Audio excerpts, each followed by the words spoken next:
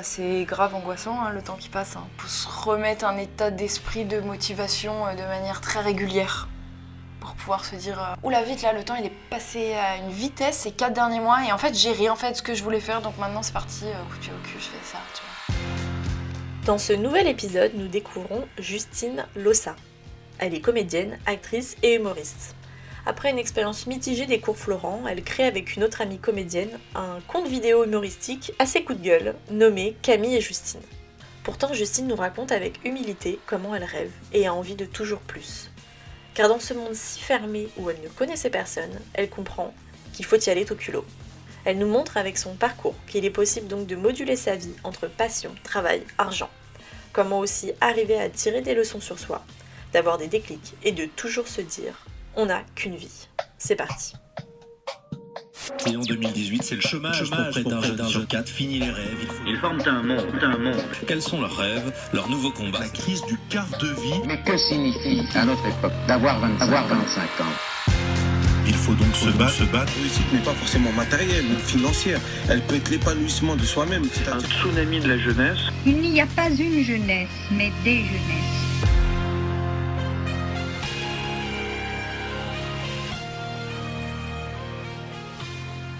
Je suis Justine Lossa, j'ai 27 ans, je vais sur 28 dans 2 semaines. Je suis Scorpion, hyper important, pas du tout, je m'en fiche. Je suis comédienne, voilà, je fais du théâtre depuis que je suis adolescente en effet, mais c'est une passion depuis vraiment que je suis petite, mais ça c'était dans ma douche plutôt. Et du coup, je suis comédienne et non pas humoriste. Je suis contente que tu aies dit comédienne, puisque on me décrit souvent comme humoriste vu ce qu'on fait avec Camille. Mais de base, je suis vraiment comédienne. Voilà. Et c'est ce que je fais aujourd'hui, ou du moins ce que j'essaie de faire. Et donc Camille, justement, que tu as rencontrée donc en 2012, oui. Au cours Florent. Oui. On était en 3e année ensemble, je crois. 2e ou 3e année. On s'est très bien entendus, on a beaucoup rigolé ensemble, on était un peu les bavardes du fond de la classe, les petites chippies qu'on remettait un peu à leur place, quoi, parce qu'on avait déjà un peu des grandes gueules. Et à la sortie de Florent, on a monté en fait une compagnie de base et on a joué dans plusieurs pièces de théâtre. Un coup sur 2, c'est elle qui mettait en scène, un coup sur 2, c'était moi, ou d'autres gens avec qui on bossait. C'était très compliqué, c'est très compliqué le théâtre à Paris, quand tu commences, ça coûte cher. Et c'est pas toujours rentable, enfin bref, c'est très compliqué pour plein d'aspects. Et du coup, à un moment donné, on s'est dit putain, YouTube ça a l'air de bien marcher. Enfin, les réseaux sociaux ça a l'air assez cool, en vrai, pour s'exprimer. Et là, on est à quel moment? On est en 2015 Là, on est en 2015, ouais, c'est ça, à peu près. Donc après 2 ans de théâtre un peu, enfin cool, tu vois, mais un peu foireux. Parce que je pense que tu vas peut-être y revenir dans ton parcours, mais... oui, c'est compliqué, le théâtre. C'est hyper compliqué, le théâtre, quand vraiment c'est pas une idée reçue, quand tu connais personne, quand t'es pas la fille d'eux, quand t'es pas le fils d'eux, c'est compliqué. C'est pas du tout pour se victimiser, parce que j'estime en plus que plus tu te bouges les fesses, plus tu y arrives, donc y a pas de raison en soi. Mais faut avouer que ça donne un vrai coup de pouce d'être déjà dans une famille de théâtreux ou quoi, parce que sinon c'est... Sinon tu fais des choses pour gratis. Exactement, tu fais des choses non pas pour gratis, des choses que tu payes toi-même de ta poche. Donc pour pouvoir jouer au théâtre, tu payes la location d'un théâtre. Et t'espères, tu croises les doigts pendant toutes tes dates, t'espères rentabiliser. Sauf que comme t'es pas hyper connu, t'as beau mettre toutes les affiches du monde dans Paris et distribuer des flyers comme les gens hyper chiants à la sortie du métro, personne s'arrête. Quand tu distribues tes flyers, tout le monde s'en fout. Donc t'essayes tant bien que mal de remplir ta salle plus que tes potes et ta famille, c'est chaud, de ouf, et à la fin, t'es juste content de pas avoir perdu d'argent. Mais t'en as pas forcément gagné. Oui. Donc qu'il y ait des pros qui viennent. C'est ça, qu'il y ait des pros qui viennent, qui parlent de toi, t'es en train de supplier dans tous les sens tous les critiques parisiens pour qu'ils daignent faire une critique de ta pièce de théâtre, c'est fatigant. Jusqu'au point où t'as envie d'arrêter, parfois? Parfois ouais, t'es animé un peu d'une passion, moi j'ai été vraiment animée de cette passion-là pendant 3 ans, en mode vraiment, je disais même à ma famille, mais moi je m'en fous, je préfère être pauvre et faire du théâtre, plutôt que d'être riche et pas faire ce que j'aime. Alors c'était globalement ce que je pense toujours, mais évidemment il y a des limites à la pauvreté et à la passion, on le sait, à un moment donné c'est bien de bouffer quoi, et de gagner de l'argent en fait pour ce que tu fais. Donc on a mis entre parenthèses le théâtre. En plus, on venait de monter une pièce de Feydeau ensemble. Donc après que j'ai, moi, mis en scène et que elle ait mis en scène une pièce, on a mis en scène une pièce ensemble. 2 pièces même, qui s'appellent « Mais ne te promène donc pas toute nue » et « Feu la mère de madame ». C'est 2 petites pièces de Feydeau qu'on a montées. Donc on a payé la location d'un théâtre à Montmartre pour la jouer. Et il se trouve que ça s'est très bien passé. On a fait 5 dates et elles étaient grave complètes. Donc ça, c'était trop cool. Donc derrière, on a voulu démarcher vraiment pour la vendre en province et tout. On a commencé des démarches. On a vendu genre 2 dates. On s'est bougé le cul vraiment, nous, toutes seules, quoi. Vous deux? Ouais, nous deux. C'est ça. Okay. Complètement nous deux. Normalement, c'est le boulot d'un chargé de diff. Voilà, c'est ça. Voilà, mais non. Nous, on a fait vraiment solo parce que, pareil, pas les moyens de payer quelqu'un. Enfin, tu vois, comme d'hab, le cercle vicieux. Bref. Et donc, on a monté cette pièce qui s'est très bien passée. On a vendu des dates. Et en fait, on a commencé YouTube, parallèlement à ça. Enfin, YouTube, Facebook plutôt à l'époque. On a commencé nos vidéos et ça a commencé à prendre assez rapidement. Au bout de 6 mois, ça a pris. Ouais. Ça a pris, donc finalement on a mis entre parenthèses cette pièce de Feydeau. Et moi j'y pense toujours un peu, même 3 ans après, parce qu'elle était trop cool cette pièce, elle était hyper marrante, on avait de très bons retours dessus. Et voilà, mais on l'a mis entre parenthèses parce que YouTube a commencé à décoller. Et donc comment on a commencé YouTube, je crois que c'était ta question à la base. Oui, à la toute base, enfin du moins. Ah, à toute base, c'était un peu le... Voilà. Eh bien, c'était ça, enfin, c'est la continuité de ce que j'ai dit, de fil en aiguille, le théâtre, je pense que le théâtre commençait à être compliqué, on a vu que sur les réseaux sociaux, il y a un peu des gens qui sortaient et tout, je pense qu'à l'époque, on était un peu en mode, tu vois Camille Lelouch, la meuf qui fait des vidéos là, c'est trop simple, elle se filme solo dans sa chambre, c'est marrant. Ça fait son effet. Voilà, ça fait son effet, exactement, ça marche très bien. Nous, c'est pas ça qu'on voulait faire à la base. Nous, on voulait plutôt écrire une série, enfin faire un truc plus scénarisé. Non, mais si on remonte, les premières vidéos ne ressemblent pas du tout à ce que vous faites non, maintenant. Pas du tout. Ça reste vos têtes, ça reste un humour, je pense, qui est un peu le même. Exactement. Mais ça fait plus quelque chose d'écrit que quelque chose de spontané comme complètement. Vous faites non, mais on a clairement eu une évolution. Donc on avait fait ça au et tout début parce que normal. Bien sûr. On avait fait ça au tout début parce qu'on voulait vraiment tâter le terrain. On savait pas du tout comment marchaient les réseaux sociaux à ce niveau-là. C'était un petit labo. C'était un petit labo, exactement. Tu vois, on cherchait. On a posté cette série qui nous a fait un petit peu connaître par un tout petit cercle au début. On a continué et on s'est dit mais putain, mais en fait on est beaucoup plus vrai et drôle. Je peux dire des gros mots ? Bien sûr. Parce que moi j'en dis donc. Très bien. Je m'étais pas renseignée avant donc. On est beaucoup plus vrai et drôle en toute. Comment dit-on ? Sans prétention. Enfin, on se trouvait drôle en tout cas à ce moment-là. Quand on est naturel, enfin, pour l'instant, quand c'est pas scénarisé, on arrive plus à débattre d'un sujet de manière un peu comique. Oui, parce que là, je te coupe juste 2 secondes, tu poursuis, hein, mais est-ce que c'est écrit un petit peu ce que. Là maintenant ? En règle générale. En règle générale. Il y a vraiment beaucoup d'impro. Plutôt non, plutôt pas écrit. Plutôt de l'impro, en effet. On pense à des thèmes. On se consulte, est-ce que tu as envie de parler de ça ? C'est vraiment un coup de fil quoi. Allô Camille, est-ce que tu as envie de parler de ça ? Ouais, j'avoue, j'ai vu ça, souvent c'est de l'actu. T'as vu le mec à la télé qui a dit que ouais, nan, moi aussi j'ai vu. C'est de plus en plus sur l'actu.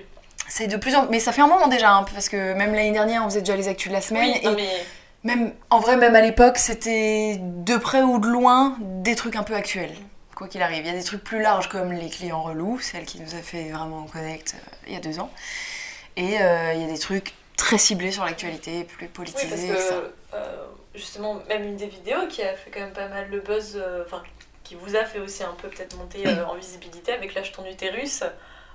Oui, les survivants. C'est ça, les survivants. Il y a 220 000 IVG par an. Bah, t'es qui toi ? Un monsieur ? Bah, ça te regarde pas. Bah, ferme ta gueule. T'as un utérus, toi ?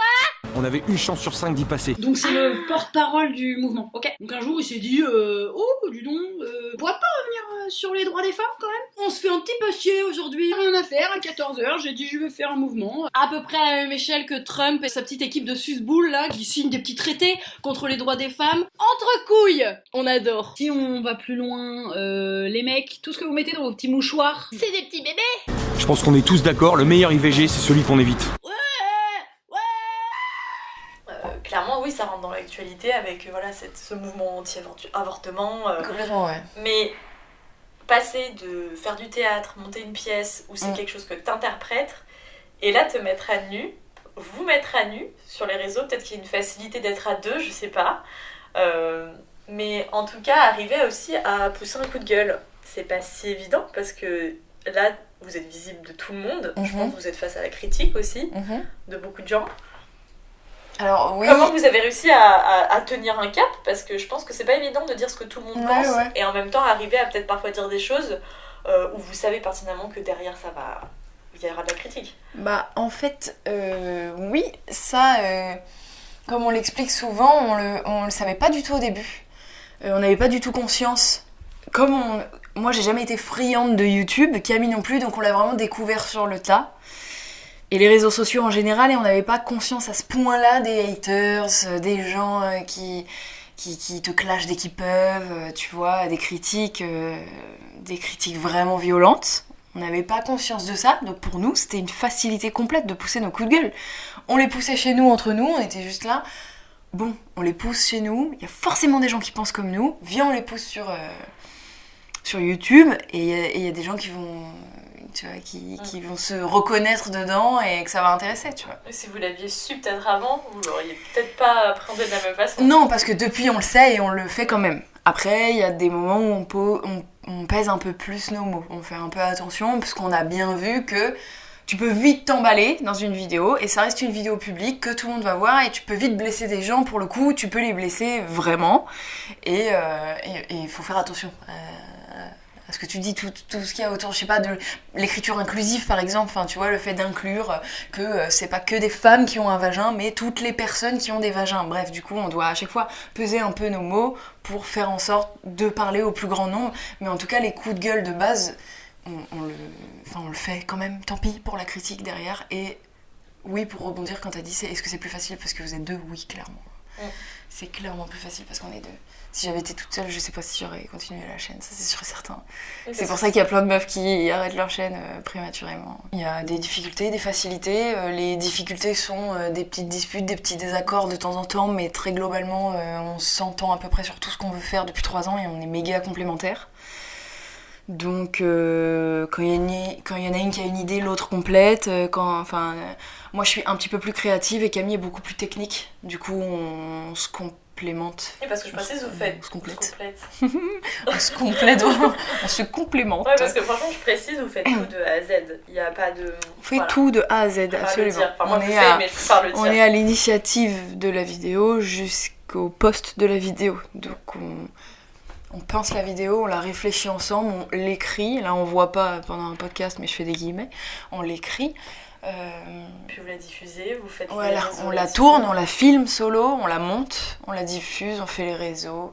Exactement, on fait la promo qu'il y a derrière et tout. Et d'où ça vient, chez toi, ce côté un peu grande gueule je m'en foutisme, ce serait pas le terme, parce que je pense pas, mais un côté vraiment, j'assume ce que je dis. T'as toujours été comme ça? Pour Camille, je sais pas, ça sera à elle de répondre, mais toi qui es là, en tant que Justine Lossa. Ouais, j'ai toujours été comme ça. Il me semble que c'est traumatisant à 6 ans de se prendre une bite dans la bouche par un prêtre pendant que tu allais tranquillement au caté parce que tes parents t'y ont obligé. Merci. Dis donc, par ce froid polaire là en ce moment, est-ce qu'il nous mettrait pas un petit coup de ce soi-disant réchauffement climatique, connard? Oui, alors c'est pas parce qu'il fait froid ici qu'on se gèle le cul que les glaces ne fondent plus dans l'Antarctique et compagnie, hein. Est-ce possible d'être aussi stupide? Donc je ne saurais pas te dire d'où ça vient, mais depuis que je suis petite, je suis clairement une grande gueule, je suis clairement une blagueuse. Parce qu'il y a blaguer et... Ouais, mais okay. Non mais les deux ensemble, alors j'ouvre ma gueule en tout cas, du moins pour faire des blagues ou pour dire ce que j'aime pas, mais en tout cas les deux. Et ce que je trouve intéressant, il y a justement une vidéo autour des choses des moments gênants que vous avez pu vivre à travers vos vidéos. Vous exprimez en fait des moments où peut-être vous auriez dû là être grande gueule comme vous faites dans vos vidéos et au final dans le monde pro c'est pas si évident. Oui, d'accord. Parce que comme tu le dis dans le milieu alors là pareil tu peux parler en ton nom hein, mais tu l'as dit, c'est pas évident quand dans le monde du théâtre ou le monde de la production, bien sûr. Peu importe, on est contacté et puis faut savoir faire des compromis et au final c'est pas forcément dans ces moments-là qu'on arrive à ouvrir sa gueule. Tout à fait. T'as peut-être des exemples, mais... Bah, il y a plusieurs vidéos en effet avec Camille où on dit un peu les dessous de Camille et Justine, à quel point en fait dans la vraie vie on est des baltringues. Ça on aime bien faire ça. Et donc dans cette vidéo de laquelle tu parles, c'est donc nos moments gênants en effet. Et oui, il y a une nuance évidemment entre, parce que on pousse des coups de gueule sur les réseaux sociaux, c'est nous dans la vraie vie, c'est la même chose, mais il y a un peu un rôle qu'on se donne aussi de meuf hyper vénère, enfin un rôle à tenir coûte que coûte parce que c'est l'essence de notre chaîne, donc du coup on doit être vénère, tu vois. Je rigole quoi, ça fait 5 ans que je travaille pour le même salaire, c'est-à-dire que quand je le vois, je dis direct, voilà, excusez-moi, c'est soit vous me perdez, soit vous m'augmentez, ouais, tu vois, c'est vraiment l'un ou l'autre, mais moi je laisse plus passer ça, c'est bon. Ah, mademoiselle. Bon bah pour l'année prochaine, on continue comme ça, hein, on va pas changer une équipe qui gagne, pas de requête particulière. Non, tout va bien, ouais. Je suis très contente de travailler ici. Y a pas de modification pour moi, je trouve qu'on Peut-être si par rapport au salaire, on verra.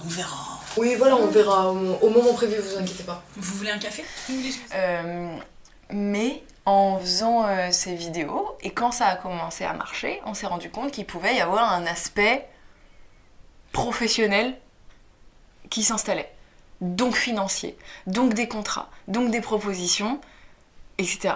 Donc dedans on raconte tous nos premiers, bah voilà, depuis qu'on fait des vidéos et qu'on est un peu connus, et ben on a été invités à une soirée, super. Nous on n'avait pas vu venir ce genre de choses, donc du coup on doit se comporter correctement à ce genre de soirée. Une soirée d'influenceurs, de youtubeurs, mais on sait pas faire, ok? Donc c'est plus qu'on a découvert sur le tas, un tas de trucs qu'on n'avait pas préparés tout simplement, ou des gens, oui est-ce que tu peux faire une vidéo pour telle marque, combien tu la chiffres? Bah je sais rien, je savais même pas que ça se chiffrait. Ok, est-ce que tu peux... moi je suis un agent, j'aimerais bien vous rencontrer. Moi je suis un producteur, j'aimerais bien vous produire. Ok, mais on sait pas. Donc, dès qu'il y a un aspect financier qui doit être traité avec quelqu'un, bah nous c'est tout simplement pas notre métier, donc on sait pas faire, donc on devient des baltringues, parce qu'en fait on sait pas. Voilà, on nous l'a jamais enseigné, donc au début on était là à chiffrer beaucoup trop haut, ensuite à chiffrer beaucoup trop bas. On savait pas ce que valait notre travail, il n'y a pas de grille tarifaire pour le monde de l'audiovisuel, enfin en tout cas pour les vidéastes, il n'y a pas de grille tarifaire, donc c'est impossible de se référer à des trucs. Tu demandes conseil à droite à gauche et en fait t'es face à un client qui lui sait exactement, voilà, il sait exactement ce que ça vaut et il sait surtout exactement comment t'entuber. Donc ça devient compliqué. Et dans ces trucs-là, très difficile de garder sa grande gueule parce qu'on ne sait pas. Donc c'est difficile d'être une grande gueule quand tu sais pas de quoi tu parles. Tu vois ce que je veux dire, c'est... Pour nos coups de gueule à nous, quand on doit insulter des fachos, c'est facile, parce qu'on sait de quoi on parle. On sait pertinemment qu'on n'aime pas, et on sait pourquoi. Mais là, ça devient différent. On n'est pas commercial, en fait, donc on sait pas faire. Il y a des gens qui vous contactent, comme tu dis. Ouais. Est-ce que, à côté de ça, c'est pas forcément évident, vous faites ça à la base pour... vous, entre guillemets, pour la communauté, mais ça fait pas gagner beaucoup d'argent. Ouais. Et malheureusement, vivre à Paris et comme tu dis déjà, évoluer dans le monde du théâtre, c'est pas évident en tant que comédienne qui, entre guillemets, n'est pas déjà dans le milieu avec sa famille ou peu importe. Donc à côté de ça, est-ce que tu fais d'autres choses En fait, moi je fais de la restauration aussi, à côté, depuis 6 ans, 8 ans. Et ça fait des années que ça dépend des mois ou des trimestres. Là, en ce moment, je taffe pas beaucoup. Je fais 1 ou 2 extras dans la semaine, histoire de... Oui, c'est plus un job alimentaire pour le coup, pour t'assurer un minimum. Voilà, c'est ça. Mais je bossais beaucoup plus avant. Là, ça me suffit, un extra ou 2 pour l'instant, mais ça peut changer à tout moment, en fait. Tu vois, à chaque fois... Enfin, c'est tellement aléatoire que c'est compliqué. C'est compliqué. Est-ce que c'est quelque chose qui t'angoisse ? Un peu là, en ce moment, un peu. Parce que c'est trop aléatoire. Et en fait, j'allais en revenir. Ce que j'allais raconter à la base, c'est que du coup, moi j'ai été déjà contactée pour des propositions de projets perso via Camille et Justine. Pour une proposition d'un rôle à la télé, une proposition d'un court-métrage pour la télé aussi, je crois, pour une pièce de théâtre Et peut-être j'en oublie, mais au moins 3 propositions qui ont été annulées avant même que ça commence. Donc très très frustrant. Pas annulé de ton côté. Pas annulé de mon côté. Annulé du côté des... De la prod ou des diffusions. Non, plutôt des hommes qui m'ont contacté pour faire ces projets-là et finalement qui ne se sont pas faits pour des raisons obscures. En tout cas, ça c'est plutôt récent. Ça c'est plutôt récent. Yes. Ok. Donc du coup il peut y en avoir des propositions mais ça se fait pas toujours et dans ce milieu tant que tu le fais pas t'es pas sûr. Vraiment, ça peut s'annuler la veille s'il faut donc...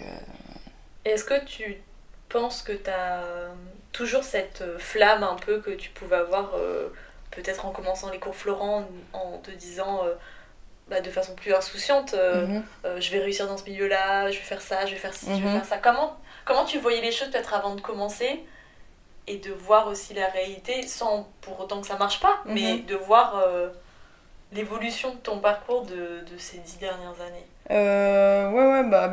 Bien différent, plutôt... Parce que t'as été, même, tu vois, pareil, en fait, souvent, je pose 1000 questions. Je t'en prie. Mais voilà, le fait d'être soutenu aussi par sa famille, je sais pas, on n'en a pas du tout parlé, mais le fait que tu passes quand même par un parcours qui est pas évident, qui est pas forcément hyper... classique, disons, parce que ça demande beaucoup de travail aussi de démarchage, comme tu l'as dit. Il faut être soutenu aussi, donc je pense. Je suis carrément soutenue par ma famille depuis le début. J'ai des inquiétudes de ma grand-mère, quoi, par exemple, tu vois, qui est de la vieille école et qui parfois va me dire « Oh, mais c'est un vrai métier, ce serait mieux !» Oui. Mais sinon, je suis complètement soutenue par ma famille, donc ça n'a jamais été un frein ou un poids, heureusement, parce que ça m'aurait carrément angoissée et je plains vraiment les gens pour qui la famille n'est pas un soutien dans les métiers artistiques et tout, parce que je trouve ça trop dur. Enfin, c'est déjà trop dur, donc si en plus on n'a pas le soutien de sa famille, c'est compliqué. D'autant que moi, j'ai jamais spécialement demandé grand-chose à mes parents. Enfin, j'ai vraiment toujours été la débrouille, tu vois. Je me débrouille. Je suis partie de chez mes parents à 19 ans, un truc comme ça, donc assez tôt, parce que je voulais vraiment vivre toute seule et je savais ce que ça impliquait de travailler. Ça impliquait absolument pas que mes parents me payent mon loyer, tu vois. Enfin, ça, c'était absolument hors de question. Donc voilà, je me suis toujours débrouillée. Et pour répondre un peu à ta première question, quand je suis arrivée à Florent, c'était un peu... je m'étais un peu... c'était un peu tout mon rêve quoi qu'arriver. Oh là là, je vais en école de théâtre, au cours Florent en plus, c'est méga coté, c'est trop cool, je vais être comédienne depuis que je suis toute petite. Sur mon carnet d'idole, ce que tu veux faire plus tard, il y a écrit actrice. Donc voilà, ça remonte vraiment. Donc là, je m'étais un peu... J'avais un peu des étoiles plein les yeux d'arriver dans cette école et je suis arrivée, j'ai un petit peu déchanté parce que les cours Florent, c'est une réputation, ni plus ni moins. C'est vraiment... il y a beaucoup de blabla autour de cette école qui finalement coûte très très cher. Il y a beaucoup trop de monde, beaucoup trop d'étudiants. T'as 9 heures de cours par semaine. T'as pas le temps de faire grand chose, t'as pas le temps d'apprendre, t'as pas... Voilà. Après, moi j'ai eu de la chance, j'ai eu des très bons profs. Il y a de très bons profs là-bas en revanche. J'ai eu de très très bons profs, j'ai fait des rencontres sympas. Notamment Camille, mais finalement j'en ai pas fait énormément parce que je suis pas la personne la plus sociable du monde, mais du coup ça c'est moi et moi. Mais j'ai au moins rencontré Camille et ça c'est cool parce qu'on a pu faire plein de trucs après. Et donc voilà, donc déjà j'ai un peu déchanté à cette école en me disant mais en fait on est si nombreux à vouloir faire ça. C'est horrible. C'était un peu une claque. Ouais, c'était un peu une claque par moment et en même temps... J'étais, moi, assez privilégiée là-bas parce que les profs sur lesquels je suis tombée, je faisais à chaque fois partie de leur chouchou, de leur préféré, donc j'étais assez mise en avant et ils s'occupaient beaucoup de moi, donc j'étais quand même assez avantagée. Mais je trouvais ça quand même dégueulasse pour les autres, donc ça me mettait pas... J'arrivais pas à profiter de ce petit statut privilégié de... à chaque fois que j'allais en cours, c'est tout le temps moi qui passais mes scènes, il y a des profs qui me donnaient des cours particuliers un peu en douce pour me faire passer les concours. Donc c'était cool, mais en même temps j'aimais pas trop. J'arrivais pas à trop apprécier parce que je trouvais ça un peu dégueu quoi. Pour les autres, on payait tous la même somme et tout. J'arrivais pas trop à être égoïste sur ce coup-là. même si j'essayais d'en profiter. Toujours est-il que ça ne m'a pas fait avoir les concours, donc... Parce qu'on vous prépare en fait à des concours. On vous prépare aux concours, on vous prépare aux divers concours d'école supérieure de théâtre, donc les conservatoires et la classe libre des cours Florent. Donc moi j'ai passé le conservatoire et la classe libre 3 fois de suite. Au 2e ou 3e tour à chaque fois, c'est vraiment des trucs éprouvants, tu donnes toute ton âme dedans alors qu'en fait... T'y vas pour passer une scène de 3 minutes devant un jury qui tire la gueule et qui a pas envie de te voir. C'est hyper éprouvant et en fait ça m'a... En fait j'ai pas du tout aimé. In fine, j'ai pas du tout aimé l'ambiance des cours Florent et des concours et tout, et de l'école et de tout le monde qui se regarde trop et de qui est le meilleur. C'est une ambiance particulière. Ah ouais, l'ambiance elle est vraiment spéciale, c'est vraiment c'est moi le plus beau, c'est moi la plus belle quoi. Et c'est hyper dur. Parce que moi je voulais pas rentrer dans ce truc-là. Enfin ça m'intéresse pas. J'arrive pas vraiment à me la raconter, donc du coup j'arrivais pas à rentrer dans ce moule de gens qui se la racontent. Enfin c'est terrible, mais il y a un peu que comme ça que ça marche. Et ça c'est un truc que je retrouve un peu avec Camille aujourd'hui quand on a des soirées d'influenceurs dont je te parlais tout à l'heure. C'est un peu faut faire le plus beau, la plus belle tout le temps et... Faut montrer qu'on est là, faut s'imposer. C'est dur, j'arrive pas et je pense que c'est ce qui me fait un peu défaut sur le manque de projet aujourd'hui, c'est que je pense que je me mets pas assez en avant. Donc voilà. Du moins comment la société aimerait que tu te mettes en avant. Parce que moi, avoir une chaîne YouTube, j'appelle ça se mettre en avant. Oui, bien sûr. Mais et en comment même temps, les gens aimeraient que tu le fasses, oui, c'est pas de la façon dont toi tu aimerais le faire. Oui, mais après je te parle plus de mes projets perso. Parce que du coup... Avec Camille, on se met en avant. Sur Camille et Justine, on se met en avant. Et encore, je trouve qu'on se cadre un peu quand même dans un... Enfin, j'en vois qui se mettent plus en avant, quoi. Nous, pour moi, on fait le maximum. Si tu comptes, je sais pas, toutes les stories Instagram et tout qui vont avec, parler de trucs, justement, un peu intimes et tout, on se met pas tant en avant. On a quand même une petite barrière qu'on aime bien... Voilà, qu'on aime bien garder. Et se dire qu'on joue quand même un petit peu des rôles. Enfin, voilà, on n'a pas trop envie de se dévoiler. Et surtout pas de se la raconter, quoi. C'était vraiment un truc et donc, qu'on veut éviter. Pour tes projets perso... Et pour mes projets perso, faudrait que je me mette plus en avant. Faudrait que je contacte plus de gens, que je fasse plus de forcing, que j'ouvre des portes, que je toque à des portes.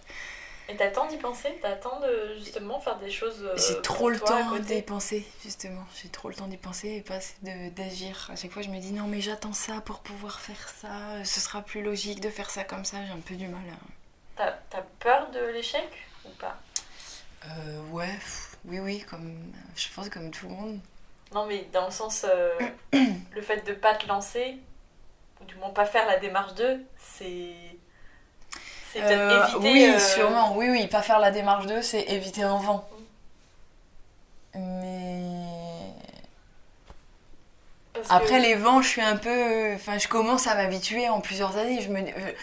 Tu vois, je me fais moins de... Ça te stresse moins? Non, oui, ça me stresse moins. Je me fais moins de soucis quand j'envoie une candidature et que je me prends un vent. Je me dis pas, oh là là, c'est l'échec de ma vie, merde, j'ai tout raté et tout. Je me dis, bon, tant pis, c'est un parmi d'autres, c'est juste... J'aime bien justifier mes demandes. Alors, si je postule à ça, c'est parce que ça. Et en fait, il faut pouvoir dire c'est parce que je suis faite pour ce rôle-là, c'est parce que je suis la meilleure pour ça, et j'ai quand même un peu de mal. Donc ça fait des années que j'attends qu'on vienne me chercher sur un plateau d'argent. Voilà. Parce que là, on est dans un monde... complètement idéalisé, c'est le monde de tes rêves, disons, où tout peut arriver. Qu'est-ce que t'aimerais là? Moi, mon désir vraiment profond, c'est de jouer au cinéma. Clairement, c'est de jouer au cinéma. C'est comme ça que je vois les choses depuis des années. Ça commence à... Ouais, bah tu vois, je commence à avoir bientôt 28 ans et j'aimerais bien que ça se passe Enfin, je veux pas du tout me victimiser ou quoi que ce soit là-dessus, mais je ne connais personne. Je connais personne et je pense que par mon manque de culot et de sociabilité, faut l'assumer vraiment, je n'ai pas eu l'occasion de me créer un réseau. Là, c'est ce que je commence vraiment à faire avec Camille, c'est ce qu'on commence à faire, on commence à déployer le réseau, donc j'ai quand même bon espoir que ça se passe là-dessus, surtout que là on écrit une série, enfin je sais pas si on en reparlera. On va en parler. Voilà.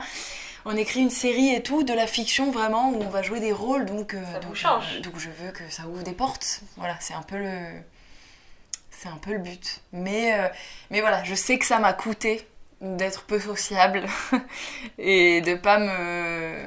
On dirait pas forcément comme ça. Hein. Ah ouais, pourtant c'est le retour. Après, c'est la première impression que je fais en tout cas. Hein. Je suis pas hyper.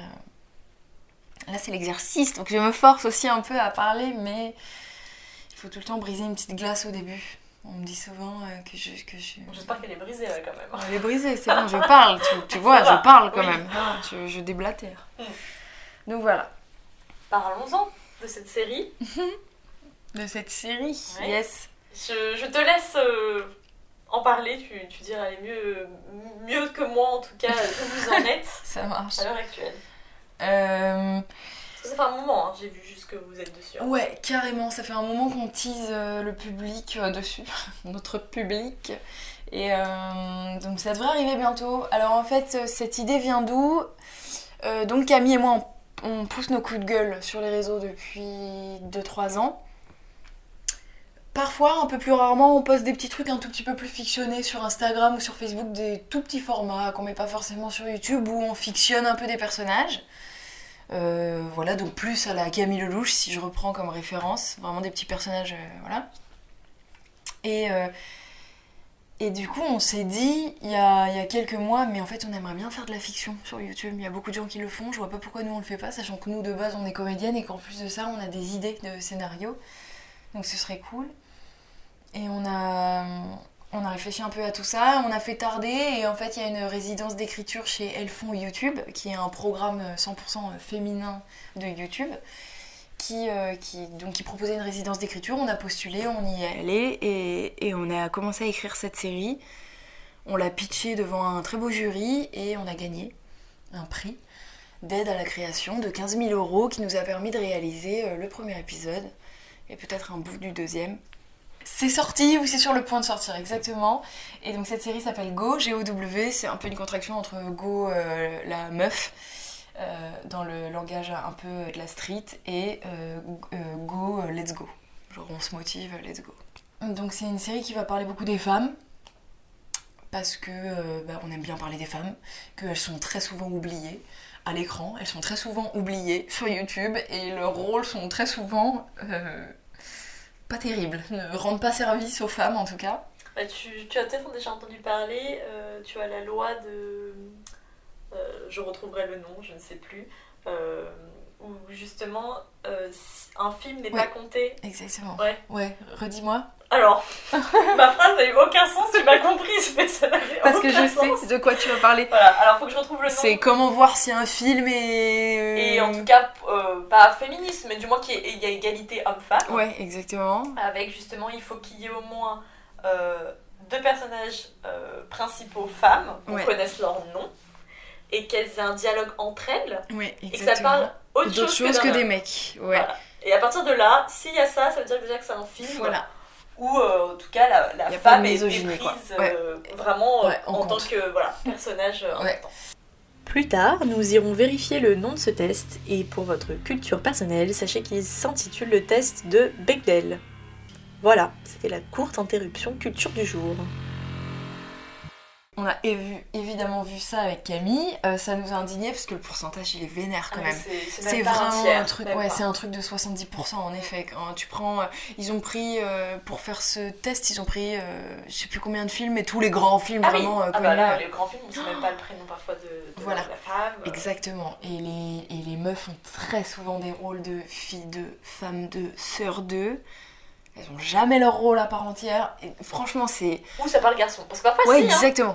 Il y en a, elles sont très importantes. Mais ça parle garçon quand mais ça parle garçon, voilà. Elles ne peuvent pas avoir de sujet autre que les garçons, évidemment. Donc revenons à Go, qui du coup ne sera pas une série. Exactement, et du coup, nous, notre désir avec Go, c'est évidemment de raconter des histoires, en dépit de tout ça, mais d'axer vraiment le truc sur des femmes, et genre d'éviter de se poser la question, mais on est obligé de se la poser quand même, et de mettre vraiment les femmes à l'honneur avec des rôles principaux, les rôles majoritairement féminins. Et en gros, cette série, c'est une série de courts-métrages qui diffèrent des uns des autres, qui sont juste reliés par une même thématique, qui est de démonter des clichés féminins ou démonter des clichés sur les relations ou sur les minorités ou autres, etc. Enfin, vraiment... Alors, je veux pas faire du tout un mauvais lien, mais un peu à la Black Mirror, où on va dire chaque épisode est différent. Exactement, voilà. C'est un peu comme ça qu'on le présente, mais c'est pas du tout... Oui, je veux pas l'assimiler. Non, voilà. C'est pas du tout Black Mirror, non. faut pas exagérer, mais oui, c'est une série d'anthologie. Okay. Ça s'appelle série d'anthologie dans ces cas-là, quand les épisodes sont pas du tout à la suite les uns des autres, mais reliés par une même thématique qui, pour le coup, avec Black Mirror, c'est la technologie.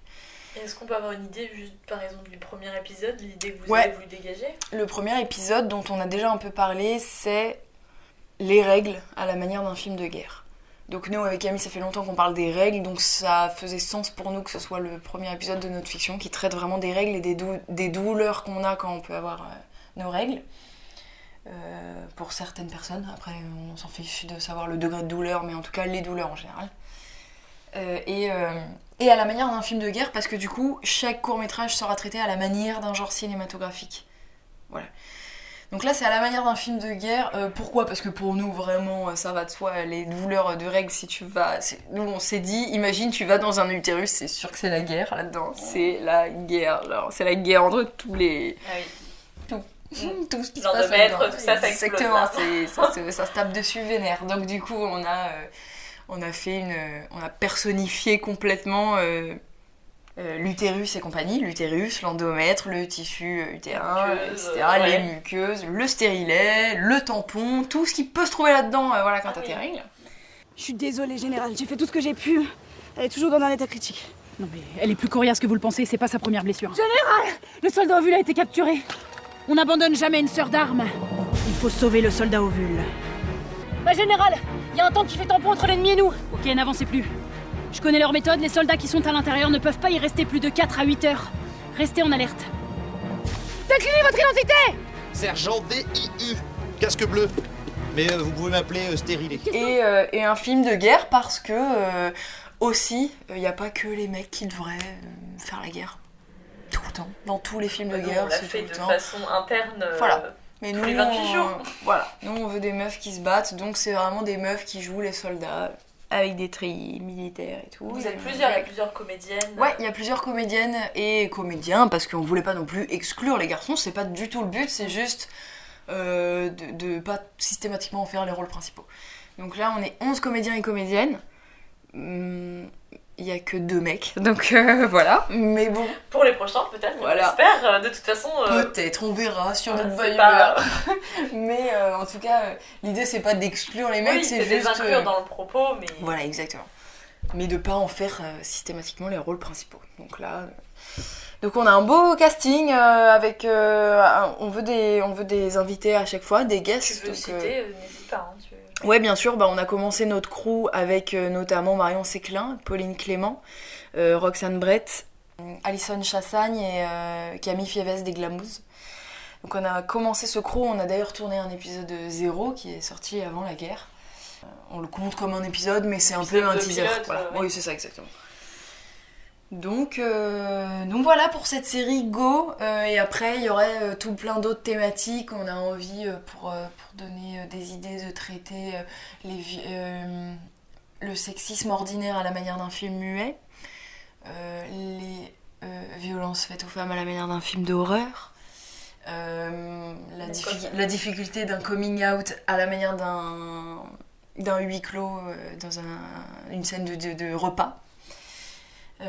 Voilà, donc il y a plein de choses comme ça qu'on veut traiter pour démonter un peu des clichés, mais le tout avec humour évidemment, parce que nous c'est ce qu'on fait depuis le début et c'est vraiment le meilleur moyen de faire passer un message, même un peu dur.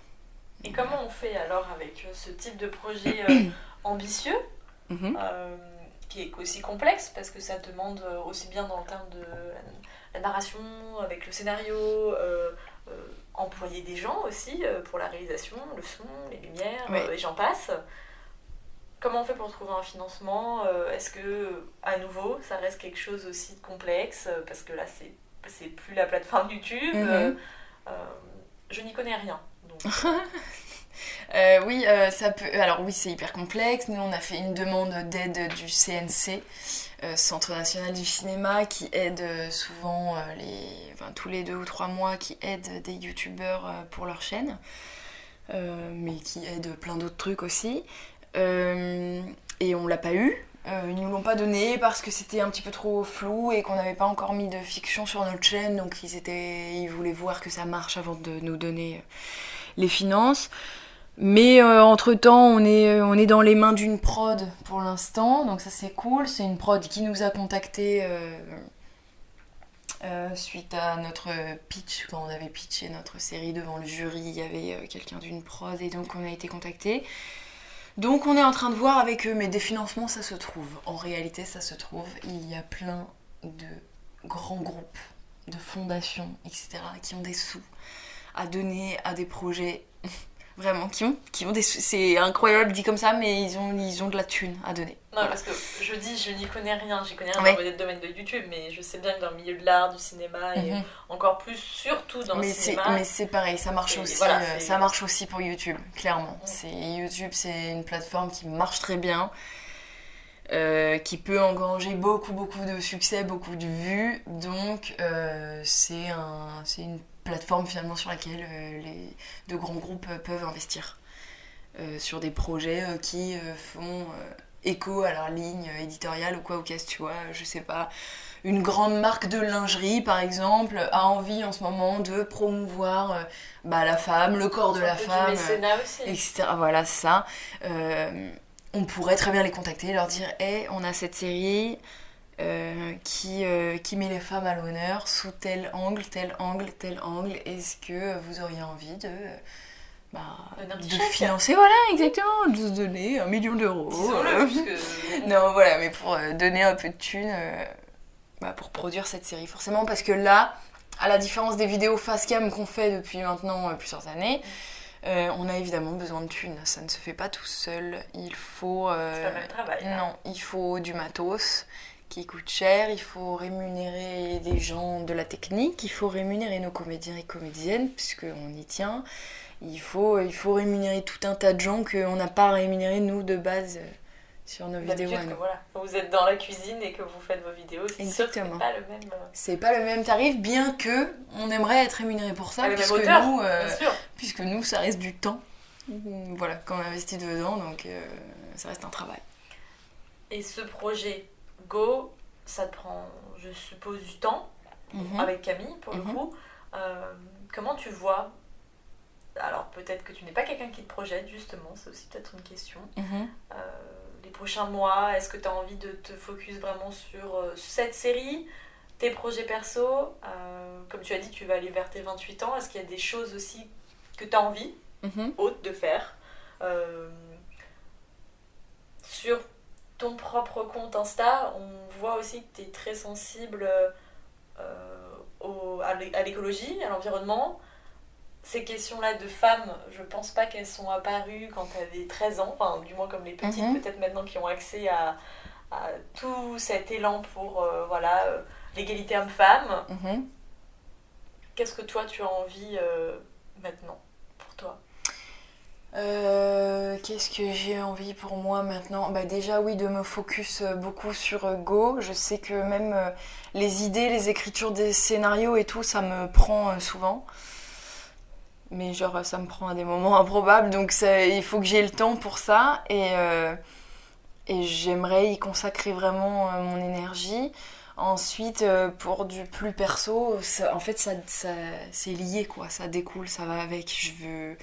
Je veux aussi jouer dans d'autres fictions, d'autres gens, d'autres potes, d'autres gens de YouTube ou encore plus lointains ou encore à foutre un pied dans le cinéma, ça me va très bien si on vient me chercher, si on m'accepte. Donc voilà, mais je suis pas, en effet je suis pas vraiment quelqu'un qui me projette, je peux pas trop te dire où je serai dans 3 mois, dans 6 mois, enfin du moins je fais pas de plan sur la comète, j'essaie juste là... Quand même. Oui, ça. Voilà, c'est ça, et là vraiment je suis plutôt sur un au jour le jour. Après je suis quand même un peu prévoyante, mais je dirais sur les 2-3 semaines à venir. J'ai un emploi du temps bien, tu vois, bien bien cadré, parce que j'aime bien quand les choses sont carrées. Mais plus tard, j'arrive pas, parce que c'est tellement aléatoire. J'aimerais bien, je pense, mais j'arrive pas à me projeter. C'est trop aléatoire. Même quand on vient me chercher pour un projet, là, maintenant, je peux même pas te dire si dans 3 semaines, il sera mis en place, parce que ça peut dépendre de plein de trucs. Donc, Et puis t'as pu voir avec les précédents qu'il y a des voilà, choses exactement. qui peuvent être annulées. Donc je préfère pas faire de plan sur la comète, pour le coup. Et est-ce que justement ça t'angoisse, ce temps qui passe? Parce que tu l'as dit, il y avait des choses aussi qui pouvaient peut-être un peu plus maintenant te trotter dans la tête. Ouais, bah c'est grave angoissant, hein, le temps qui passe. Hein, il y en a pour qui pas du tout, c'est pour ça que je te pose la question. Ah ouais, il y en a qui répondent que pas du tout. Ah, il y en a pas du tout. Hein. Ouais. C'est très rare, honnêtement. Ouais, mais il y en a, ça va quoi. Mais il y en a. Après, c'est pas une question que je pose tout le temps. Ouais, hein, ouais. Mais sauf, non, mais j'imagine qu'il y en a qui acceptent plus le temps qui passe, c'est cool, ça a l'air mieux, mais moi, ouais, pas du tout.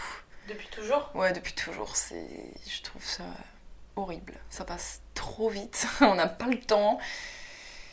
Donc voilà, faut se remettre un état d'esprit de motivation de manière très régulière pour pouvoir se dire oula, vite. Enfin, moi, c'est vraiment ça. Oula, vite, là, le temps il est passé à une vitesse ces 4 derniers mois et en fait, j'ai rien fait de ce que je voulais faire, donc maintenant c'est parti, coup de pied au cul, je fais ça, tu vois. Et tu fais quoi? C'est quoi justement les coups de pied au cul, c'est par exemple pendant des années j'avais arrêté de faire du sport. Quand j'étais plus jeune, j'avais fait de la gym beaucoup et j'avais fait de la danse. Et après j'ai arrêté en arrivant à Florent. Voilà, pour le coup j'avais vraiment plus le temps et même je suis à Paris, je connais plus personne dans des clubs à Paris. Là je faisais ça à Saint-Maur quand j'étais en banlieue avant, parce que j'ai grandi en banlieue. Et bref, et tu mets de côté, et en fait c'est vraiment un truc que j'aimais beaucoup. Et donc l'année dernière seulement j'ai repris et je fais du yoga. Et là depuis pas longtemps je fais des cours de cirque, c'est trop cool. Je fais des cours de pratique aérienne, donc de trapèze et de tissu. Je suis pas hyper douée pour l'instant, mais j'aime bien m'y être remise. Et ça, vraiment, c'est des trucs pour lesquels faut que je me réveille un matin avec un coup de pied au cul en mode mais putain, Justine, tu fais quoi là? Genre, ça fait 3 ans que tu te plains de pas faire de sport. Lui, pour le coup, il va pas venir à toi, ça c'est sûr et certain. C'est à toi de te mettre dans un truc, quoi. Et pour le coup, quand je fais un truc, je le fais vraiment régulièrement et assidûment. J'aime pas louper, j'aime pas faire à moitié, donc je le fais bien. Tu le fais à fond. Je le fais à fond, ouais, clairement. Clairement. Donc ça, c'est par exemple pour toi. Est-ce qu'il y a d'autres choses aussi que tu fais en dehors parce que tu l'as dit, donc peut-être là de façon moins régulière, mais donc comment on dit, t'es barmaid? Oui, barmaid. Ouais. Oui. À côté, ouais. Ta pratique pro que toi t'aimerais développer, que ce soit seule ou aussi avec Camille. Ouais. Et voilà, dans ces choses qui t'épanouissent, qui te permettent peut-être de moins stresser, moins t'angoisser, il y a peut-être aussi ce sport. Il y a peut-être d'autres choses. Il y a d'autres choses. Là, je réfléchis un peu à faire vraiment à mon échelle, à justement faire grandir moi mon Insta un peu perso, parce qu'au final avec Camille on n'a pas du tout le temps de se voir. En ce moment elle a des projets perso à côté, elle donne des cours de théâtre, elle fait beaucoup d'impro, donc elle a beaucoup de prestations d'impro qu'elle fait en dehors. Donc on a très peu de temps en commun. On doit avoir 2 jours par semaine plein et le reste du temps, elle a ses projets perso, moi je fais mes extras en restauration et j'ai aussi beaucoup de temps pour moi, donc pour des trucs pour agencer un peu mon book, écrire à des agents, faire des trucs, regarder un peu ce qui se passe au théâtre en ce moment et tout, et faire un peu des trucs pour mon Insta perso. Pour le moment c'est très flou puisque c'est vraiment en ce moment même, quoi, mais c'est un cheminement que je réfléchis un peu. Moi j'aimerais trop faire du doublage, genre c'est vraiment un truc qui me passionne depuis longtemps et on m'a toujours dit que c'était un milieu ultra fermé, encore plus que le ciné, encore plus que n'importe quoi. Ça m'étonne pas. C'est ultra fermé le doublage, mais vraiment, mais là pour le coup si t'as pas ton meilleur pote qui est là-bas, genre il y a très peu de chances que tu rentres dans ce milieu.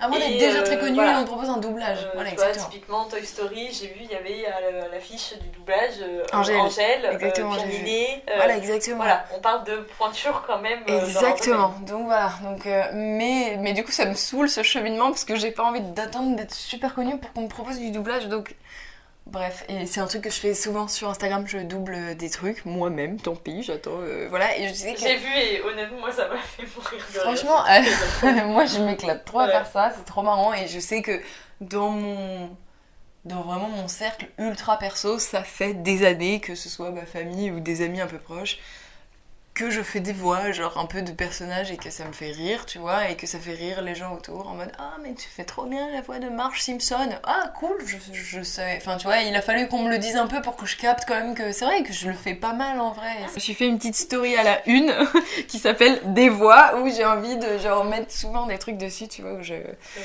je fais des voix. Et je me dis à un moment donné, peut-être, on ne sait pas, à force d'en faire, s'il y a quelqu'un qui connaît quelqu'un ou qui est dans le doublage ou quoi, qui tombe sur mon Instagram, j'ai cette petite story à la une et je dis de manière assez régulière que... Et à un moment, je vais m'enregistrer une petite bande démo de sons, de... Tu vois, mais voilà, book audio. Un book audio, mais c'est exactement ça, hein. C'est un book audio qu'on envoie quand on veut faire du doublage, c'est vraiment ça. Tu fais... Ou alors tu doubles directement sur des... Oui, sur des personnages. Sur des personnages ou dans des films ou quoi. C'est vraiment magnifique, oh mère, je vais te tailler une pipe, tu vas pas t'en remettre, dis donc. Oh. Mais moi, ce qui me dérange un peu, c'est ces rideaux, on dirait du PQ, tu te trouves pas, Marge? Ouh, ta gueule. Souvent, dans mes invités, c'est déjà des choses qu'ils ont accomplies. Donc par exemple, là, typiquement, t'aurais pu dire, bah, donc j'ai fait ça en doublage, j'ai fait...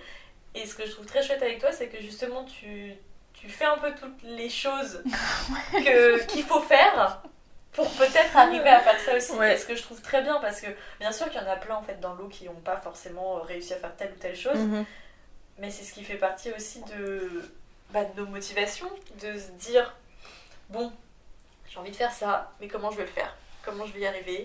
Exactement. Et c'est pas évident. Mais c'est un vrai sujet, parce que ce qui est horrible, c'est qu'il y a énormément de bons comédiens, de bonnes comédiennes, de bons peintres, de bonnes peintres, de bonnes sculptrices, tout. Bons artistes. De bons artistes, il y en a partout.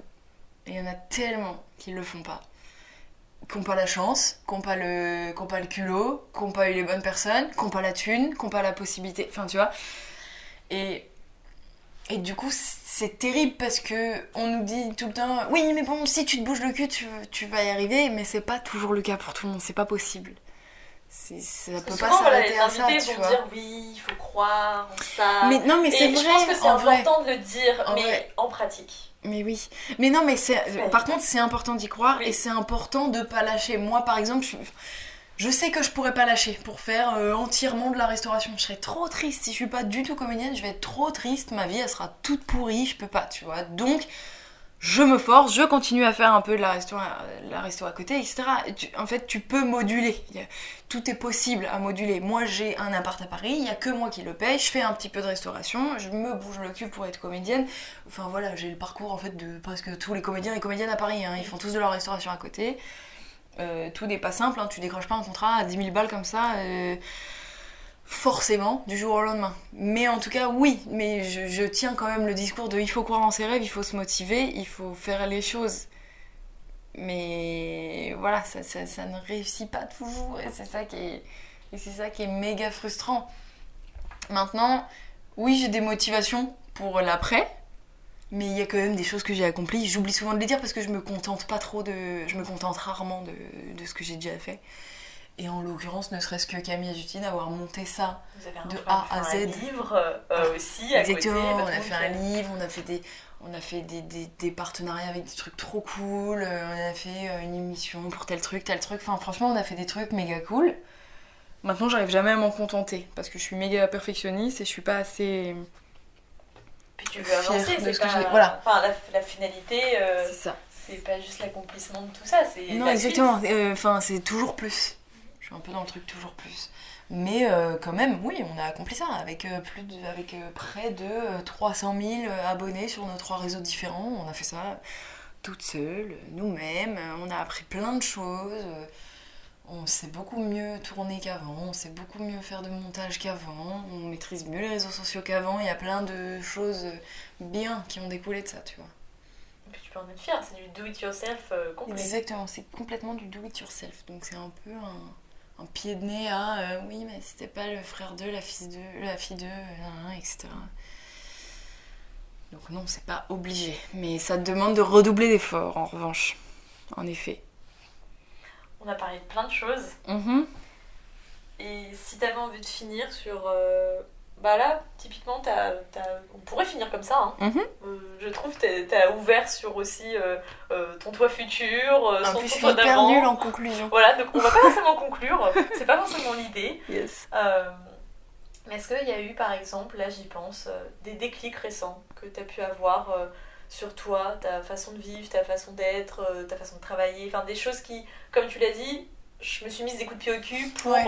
Voilà, alors ça peut être très bien dans plein de domaines différents, hein, que ce soit justement peut-être un angle d'attaque pour parler de tel ou tel sujet, être plus sensible à tel ou tel sujet, ça peut être très vague. Parce que la vie n'est pas forcément faite de déclics, hein, donc c'est pour ça que je dis ça mais comme oui, ça. oui, ça peut... Moi déjà j'ai eu un déclic personnel très tardif, il y a 1 ou 2 ans, où vraiment je ne fais que de me répéter on n'a qu'une vie. C'est hyper cliché, mais du coup je l'avais pas forcément trop avant, et en fait là je suis vraiment en mode... mais que ce soit pour tout, hein, tu sais, en amour, en amitié, en travail et tout, on n'a qu'une vie, et le déclic du coup... C'est un motto que tu as eu suite à... Alors, on n'est pas obligé de rentrer dans les détails, mais suite à quelque chose de grave. Ouais, non, une rupture. Une rupture. Classique. Ça reste, classiquement une rupture amoureuse. Ça reste émotionnellement grave. Exactement, voilà, c'est qui était émotionnellement grave, et du coup, je me suis dit, mais... Enfin, j'ai commencé à être déprimée, évidemment, comme après n'importe quelle rupture amoureuse pour plein de gens, et je me suis dit, mais non, j'ai pas du tout le temps. En fait, vraiment, je me suis réveillée un matin, j'ai fait, mais j'ai pas du tout le temps d'être déprimée, mais c'est horrible, genre je peux pas. Enfin, là, ça fait 1 mois que je fais rien, que je retarde, que je suis dans ma déprime amoureuse, je peux pas du tout rester dans ce truc-là, donc c'est parti. Et en fait, j'ai capté que ça ne pouvait être que de la bonne volonté, c'est pas... Enfin, en fait, c'est que de la bonne volonté. Si je me réveille, je tape du poing sur la table et je dis non. Oui, le moment où tu te réveilles, parce qu'après c'est important aussi de pas mettre garder ça de côté complètement. Ou non, tu vois, de mettre quoi? De mettre la rupture de oui, côté? voilà, de mettre tes émotions de côté en disant non, j'ai pas le temps pour ça. Non, c'est pas... Oui, mais ça, parfois après, c'est des émotions qui prennent trop d'ampleur sur ce que tu devrais faire à ce moment-là, enfin sur ce que tu voudrais faire, voilà. Moi, je voulais à ce moment-là être efficace, les émotions prenaient trop le dessus, donc j'ai dit non, tu vois, c'est pas je me mets des œillères et je veux absolument réfréner ces émotions-là, parce qu'elles sont là, je peux pas, voilà. Mais en tout cas, je veux aller au-dessus. Je veux aller au-dessus de celle-là, sinon je vais perdre trop de temps. Et comment t'as fait? C'était la première fois que t'avais à surmonter ce type d'émotion? Non, j'avais déjà eu... Je parle pas de rupture, hein. Oui, non, j'avais déjà eu d'autres déprimes, clairement. Mais qui ont duré trop longtemps. Enfin bon, après oui, on rentre. Que t'as laissé couler. Voilà, que j'ai laissé couler, exactement. Et alors que là, j'ai voulu prendre le dessus sur moi-même, tout simplement. Enfin, comme si je m'étais dédoublé ma personnalité en me disant allez, c'est bon, on attaque, tu vois. Je sais pas comment expliquer, mais juste un espèce de leitmotiv, quoi, de allez, maintenant c'est moi qui décide. En fait, c'est pas mes émotions qui vont prendre le dessus sur tout, c'est moi qui décide. Et en l'occurrence, en ce moment, j'ai envie de mettre ça à profit. En l'occurrence, en ce moment, j'ai envie de reprendre du sport, c'est à ce moment-là que j'ai repris. Ah, c'est à ce moment-là. Voilà. Enfin, du coup, ça se ça... traduit par quoi, c'est ça? Donc il y a peut-être le sport. Voilà, j'ai repris le sport, exactement. J'ai fait, mais attends, ça fait 3 ans que je fais pas de sport, que tu vois, bref, il y a tout qui. Il y a tout qui s'incluait un peu, tu vois, enfin bon. Donc j'ai eu un peu ce déclic-là qui est un déclic général de vie que maintenant qui est important dans la tienne. Voilà, et que je garde vraiment avec moi. Dès que je sens que je tombe un peu dans une émotion qui est néfaste pour moi, je m'automotive et je me dis non, hop, pas le temps, voilà. Après, ça a l'air d'être hyper facile à dire, mais en vrai, c'est pas si difficile à faire. Enfin, si tu te le dis vraiment. Mais je pense qu'il faut avoir eu ce petit déclic. Peut-être. C'est possible. Parce que mais c'est en facile tout cas... que quelqu'un, si tu vois quelqu'un, une très bonne amie à toi qui est au fond du gouffre, tu dis mais si, écoute, dis-toi qu'on n'a qu'une vie. Surpasse tes émotions. Non, évidemment, c'est plus difficile à faire, mais en tout cas, quand tu as eu ce déclic, c'est pas si difficile. Mais ça peut venir de lire des livres et tout, enfin, de s'ouvrir un peu, bref, ou d'une bonne rencontre, j'en sais rien. Voilà, et après, comme autre déclic, plusieurs déclics féministes avec Camille qui nous a amenés vers un féminisme engagé. Et déclic écologique, c'est marrant qu'on en parle aujourd'hui, parce que j'ai regardé 3 documentaires sur Netflix ce week-end. Ah oui. Et là, je suis en mode... Je suis en mode big gros déclic. Donc déjà je suis sur un déclic sur consommation et plastique surtout depuis quelques mois, d'où mes petites stories sur Instagram où j'essaye de fabriquer mes propres trucs pour ne plus avoir de plastique dans ma salle de bain. On part sur un objectif zéro déchet. Pas tout à fait, je me suis rendu compte que je l'avais mal appelé parce que zéro déchet c'est zéro déchet, ça veut dire qu'il y a vraiment rien qui part dans ta poubelle. Mais j'essaye au moins de le faire dans ma salle de bain. Dans ma cuisine ça va être beaucoup plus compliqué, pour l'instant j'ai trop du mal. J'essaye petit à petit de voir ce que je peux faire, mais déjà dans ma salle de bain je suis très contente parce que en fait je me rends compte qu'on n'a pas du tout besoin on n'a pas besoin d'une bouteille de shampoing toutes les 2 semaines, on n'a pas besoin d'un gel douche, on n'a pas besoin finalement d'un démaquillant à changer tous les 2 mois, on peut s'en sortir sur plein de trucs, le dentifrice pareil, enfin là je suis en train de me rendre compte que ça fait 2 mois que j'ai rien acheté de plastique pour ma salle de bain. À part, pour être tout à fait honnête, mon produit à lentilles, parce que j'ai pas le choix, parce que je porte des lentilles. Mais voilà. C'est des choses que toi-même, tu prends avec tes petites mains, que tu fabriques. Voilà, c'est ça. Et je suis trop contente de le faire. Et je me disais que... Prends le temps de le faire. Voilà. Et moi, j'ai été motivée par la story de quelqu'un d'autre sur Instagram. Donc ça a sûrement été ça le déclic. Et donc je me dis que moi, en faisant ces petites stories aussi, peut-être que ça motive des gens. Et je vois tout le temps des gens qui m'écrivent des messages en me disant « Ah, je vais me motiver. Donne-moi exactement les doses de ta recette de dentifrice, etc. etc. » Donc j'aime bien. Oui, parce que juste en parler et juste le montrer, ça permet, comme tu dis, pas forcément peut-être faire passer les gens à l'acte, mais de créer la curiosité. Du moins une question et une curiosité. Tout comme toutes les vidéos que vous faites, c'est un peu ça aussi. Bon, vous mettez les pieds dans le plat. Oui, clairement, mais ça peut éveiller sur des trucs. Mais en fait, si ça dérange, c'est peut-être qu'il y a justement un souci derrière ou un questionnement qui est peut-être à relever. Complètement. Et bon, pour être honnête, je ne suis pas passée à autant de phases écologiques que toi, mais c'est des choses auxquelles moi-même je pense. Et le fait de voir tout ça, il y aura ce jour où je vais me lever, je vais me dire... Exactement, plus t'en vois, je vais aller acheter plus ça, tout à fait. Et je vais tout faire. Oui, c'est ça, c'est exactement ça. Moi, je l'avais en tête depuis longtemps, je me disais... Oh. Et il y a vraiment un jour, la story de trop, enfin, mais qui est dans le positif, je veux dire, la story qui me dit « Oh là là, j'ai fabriqué ma lessive, en fait, c'était hyper simple. » Et j'ai vraiment fait « Oh, j'avoue, ça a l'air super simple. Ça fait des années que comme une connasse, j'utilise les petites tables là, qui coûtent ultra cher déjà. La boîte, elle coûte genre 7 ou 8 euros, tu sais. En plus de ça, vraiment, le truc est vert fluo, bleu fluo. Comment ça, c'est... Pourquoi je lave mes fringues avec ça en fait? Qu'est-ce que je m'en fous? Je vais aller les laver avec un truc que je vais faire moi-même. Dedans, il n'y a que du savon de Marseille, basta, tu vois. Mais voilà, il faut le déclic ça peut venir de toi-même ou de quelqu'un qui te dit une fois oh, c'est vraiment simple, ah ouais, bon vas-y, ok. Donc après toutes ces expériences, ces déclics, ces rencontres, ces nouvelles idées, ces nouvelles envies, qu'est-ce que tu aurais eu envie peut-être qu'on te dise justement il y a 10 ans pour finir? Qu'on dise il y a 10 ans? Que qui dise à il y a toi. 10 ans? Qu'est-ce qu'on t'aurait aimé qu'on te dise à toi? Ou peut-être que t'aurais aimé pas qu'on te dise. Bah en fait je me rappelle il y a 10 ans que ma grand-mère, quand elle a su que je voulais faire ce métier, elle arrêtait pas de me dire c'est que du culot, que du culot, que du culot, tu frappes aux portes, tu laisses pas le choix aux gens, tu demandes à des réalisateurs de te faire jouer, etc. Et en fait elle me l'a dit beaucoup, et je l'ai pas fait. Et donc je regrette un peu de pas l'avoir écouté parce que voilà, je me rends compte que maintenant. Mais du coup, mieux vaut tard que jamais, c'est pas très grave. 10 ans plus tard, je capte qu'elle avait raison, alors qu'en plus c'est celle qui me soutient le moins, entre guillemets, enfin du moins qui est le plus inquiète pour mon taf. Mais voilà, finalement elle avait raison, ma mamie. Réaliste la mamie. Ouais, clairement réaliste la mamie, et en fait c'est effectivement ça. C'est pas, c'est mettre un peu ses peurs de côté et avoir du culot. C'est vraiment le mot qu'elle emploie, hein, ma mamie, du culot. Mais c'est ça, hein. Je sais pas si je dois dire malheureusement ou heureusement, c'est vrai. Ouais. Et ça marche pour tout dans la vie, mais en particulier dans des milieux comme ça où on donne son corps, où on donne...